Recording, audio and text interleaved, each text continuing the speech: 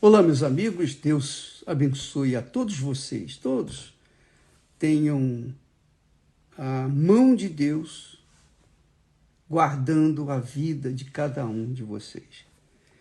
Eu tenho falado sobre a crença, o crer, a diferença entre crer e o acreditar. Porque muitas pessoas acreditam em Deus, mas não creem em Deus. Não creem em Deus. E por isso, suas vidas são vidas fracassadas. Então, como eu posso falar assim? Eu falo assim, minha amiga e meu caro amigo, porque é o que o Espírito Santo me tem feito entender. E eu posso mostrar isso para vocês na própria palavra. Porque enquanto a crença em Deus, o crer em Deus, não é crer na existência de Deus, não. Crer em Deus não é crer que Ele existe, não. É preciso entender que crer em Deus é um casamento indissolúvel, é uma aliança com Deus. Crer em Deus significa você se unir a Deus, se ajuntar a Deus. É isso que é crer. Acreditar, quando você acredita em alguém, pode ser que com o tempo aquela pessoa venha lhe decepcionar e você desacredita daquela pessoa. Essa é a razão porque muitos casamentos, a maioria dos casamentos, são feitos na base não de uma crença de um no outro, mas na base do acreditar. Eu acredito em você.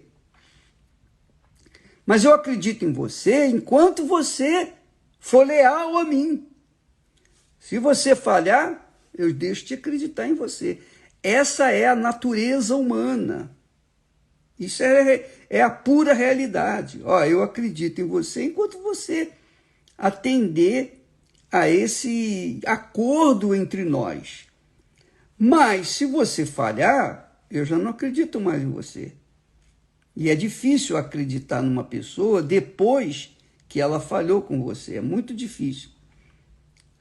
Mas o fato é que quando uma pessoa crê na outra, aí é diferente.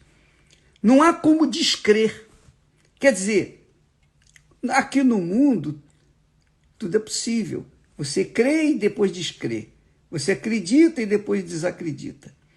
Mas no original bíblico, da Bíblia, no original, quando fala que deixará o homem seu pai e sua mãe e se unirá à sua esposa, e ambos serão uma só carne, uma só carne, uma só vida.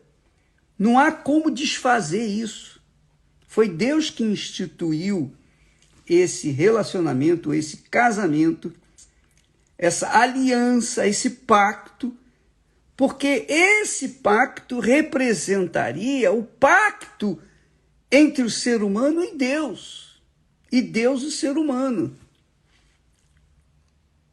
Porque Deus também teve que crer. Você sabia disso? Você sabia que Deus teve que crer e provar o seu amor através da sua crença? Você sabia disso? Não, você não sabia. Provavelmente não. Veja só o texto sagrado. Porque Deus amou ao mundo de tal maneira que deu o seu filho unigênito, seu único filho, para que todo aquele que nele crê não pereça, mas tenha a vida eterna. Então nós vemos aí que Deus nos amou de tal maneira, de tal forma, com tamanha intensidade, uma intensidade ilimitada, ele nos amou de forma tal que ele pegou o seu próprio filho, ele tirou de si o seu filho. Jesus sempre existiu. Jesus sempre existiu. Sempre o Pai, era o Pai, o Filho e o Espírito Santo. Mas quando Deus amou o mundo de tal maneira, o que ele fez? Ele enviou o seu filho, ele deu o seu filho. E o seu filho veio em forma humana, que já foi uma verdadeira humilhação. Ele, Deus, se despiu da sua divindade e assumiu a humanidade, a humanidade, o ser humano como nós, para que então pudesse carregar a cruz, pudesse então concentrar em si mesmo todo o pecado do mundo, as doenças, as enfermidades, para que pudesse concentrar dentro de si, em si, toda a maldição que existe na face da terra, inclusive a sua. Quer dizer, Jesus veio a esse mundo, ele já estava com Deus. Ele era Deus, mas se fez carne. E ele veio para cumprir uma missão em obediência ao seu Pai. Então Deus amou o mundo de tal maneira que Deus só tinha um filho, que era Jesus. Ele deu o filho dele para salvar a minha vida, a minha alma e a sua também. Quer dizer, ele deu de si por conta do seu amor infinito. Mas não é amor sentimento, não é amor de prazeres da carne, não é amor vulgar, banal, como se cultiva nesse mundo, não. O amor de Deus era tão imenso, tão infinito, que ele acreditou. Não, ele não acreditou, ele creu que aquele que nele cresce seria salvo. Então Deus, para tomar uma atitude de amor, ele teve que crer. Deus teve que crer. E de fato, ele creu, mas nem todos, nem toda a humanidade, nem todo o mundo correspondeu à crença dele. Então, ele não pode fazer nada. Quando uma pessoa morre e vai para o inferno e depois vai para o lago de fogo e enxofre, ele não pode fazer nada, porque ele fez a parte dele. Ele creu naquela pessoa, ele creu, mas ela não correspondeu à crença nele. Por isso, ela foi para o inferno. Então, e é isso que nós temos visto no mundo. As pessoas, especialmente os evangélicos, carregam essa tese. Deus amou o mundo de tal maneira que deu o seu Filho unigênito para que todo aquele que nele crê não pereça, mas tenha vida eterna. Pronto, eu estou salvo. Mas, espera aí, Deus fez a parte dele, ele creu, ele amou de tal maneira que deu, que casou com essa ideia, abraçou essa ideia. Mas para quem corresponde? O que adianta Deus amá-lo com tamanha intensidade, minha amiga e meu amigo, e você desdenhar esse amor? Não adianta nada. Esse amor de Deus vai salvá-lo? Não, não vai mesmo. Só salva se você corresponder com ele. Isso é questão de inteligência. É questão apenas de raciocínio. Você não precisa ser muito inteligente, não, capaz, ter curso de teologia. Não, é fácil entender.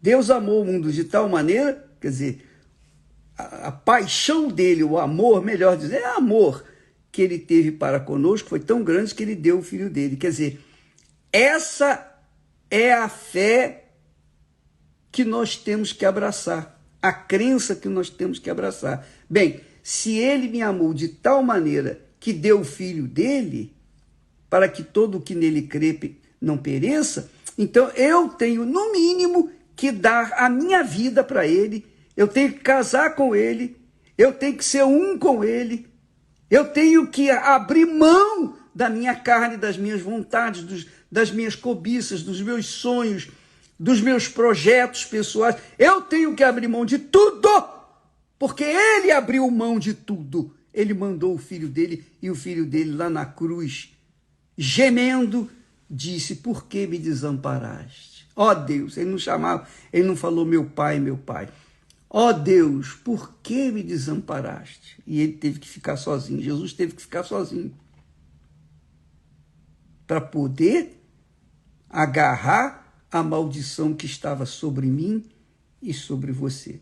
Agora, se eu e você, se nós não correspondermos ao sacrifício dele com o nosso sacrifício, então que casamento vai haver? Que salvação vai haver? Nenhuma, nenhuma. Então, tem muita gente dentro das igrejas que crê nessa palavra. Ah, não, Deus é amor, Deus é amor, Deus é amor, realmente, Deus é amor. Mas Deus não é sentimento, Deus não é emoção, Deus é justiça.